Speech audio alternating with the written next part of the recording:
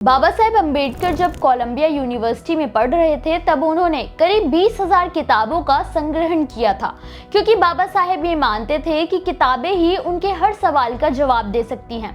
हर तर्क वितर्क किताबों के ज्ञान पर निर्धारित होता है, इसलिए वो जितना ज्यादा किताबों को पढ़कर ज्ञान को अर्जित करने की कोशिश करते थे, ये उनकी किताबों के प्रति लगाव की ही देन रही कि उनके पास 32 डिग्रियां थी, 2 PhD होल्डर थे, मगर बावजूद इसके उन्होंने हिंदू धर्म के सबसे महत्वपूर्ण ग्रंथ गीता को मानने से इनकार कर दिया था। बाबा साहेब गीता को अंधविश्वास को बढ़ावा देने वाला कहते थे, जो तर्क के आधारों पर नहीं बल्कि अंधविश्वास के आधार पर विश्लेषण करना सिखाता है।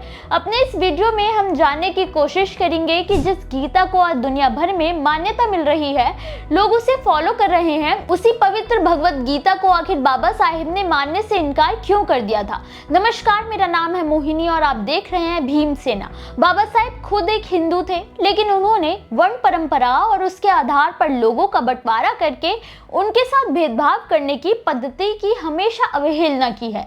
हालांकि अपनी तरफ से उन्होंने पूरी कोशिश की कि वो हिंदू धर्म में फैले जातिवाद की कुरीति से लड़ाई लड़े और इस कुरीति को खत्म कर सके, लेकिन जो परंपरा और नीतियां सदियों से लोगों के खून का, उनकी सोच का हिस्सा बन गई हो, उनके अंदर से प्राण निकालना आसान होगा, लेकिन जातिवादी ब्राह्मणवादी मानसिकता नहीं।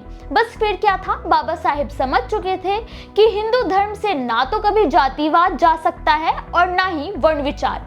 यही कारण था कि वो अपनी मृत्यु से पहले बौद्ध बन गए थे। लेकिन ये भी कहीं हद तक सच है कि हिंदू धर्म के धार्मिक ग्रंथ भी इस भेदभाव के लिए पूरी तरह से जिम्मेदार थे, जिसमें बाबा साहेब ने गीता को भी जिम्मेदार माना। बाबा साहेब ने अपनी लिखी एक किताब प्राचीन भारत में क्रांति और प्रतिक्रांति में गीता को लेकर कई बातें लिखी हैं। बाबा साहेब का मानना था कि गीता दरअसल एक ऐसा ग्रंथ है जो वर्ण व्यवस्था को समर्थन करने के साथ साथ सामाजिक असमानता और जाति व्यवस्था का समर्थन करता है।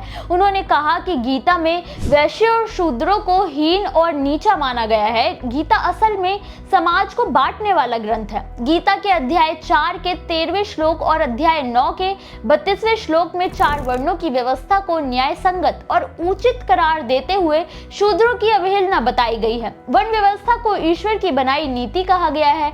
बाबा साहेब कहते थे कि गीता असल में कोई दार्शनिक ग्रंथ नहीं बल्कि अन्याय को बढ़ावा देने वाला ग्रंथ है, जो बाकी के तीनों वर्णों द्वारा किए गए अन्याय को उचित मानता है।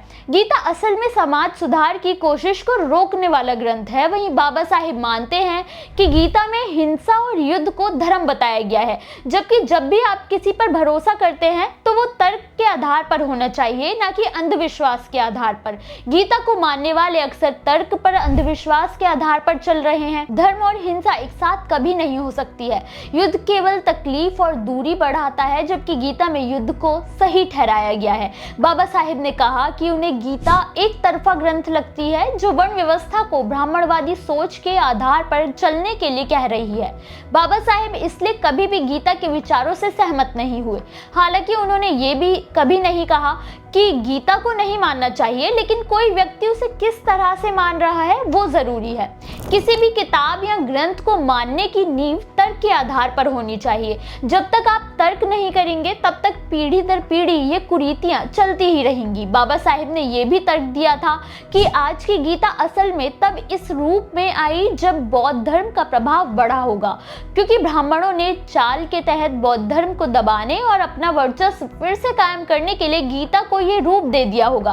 बाबा साहेब ने गीता को मात्र के सामाजिक और राजनीतिक दस्तावेज माना था, जो असमानता को बढ़ावा देने के लिए तैयार किया गया हो, क्योंकि बौद्ध धर्म समानता और अहिंसा के मार्ग पर चलने की प्रेरणा देता है। वही गीता की बातों को फैलाकर लोगों में अंधविश्वास पैदा करने का काम किया गया होगा, जो आज भी पीढ़ी दर पीढ़ी चलता आ रहा है। गीता सामाजिक असमानता को बढ़ावा देती है, जिससे पिछड़ों, शूद्रों के शोषण को न्याय संगत करार दे दिया जाता है, और यही कारण रहा है कि बाबा साहेब ने गीता के विचारों को मानने से इनकार कर दिया था और कभी भी गीता पर विश्वास नहीं किया। वैसे अब तक आप गीता को लेकर क्या सोचते थे, और बाबा साहेब के इन तर्कों से आपकी क्या सोच में बदलाव आया है, हमें कमेंट करके जरूर बताएं।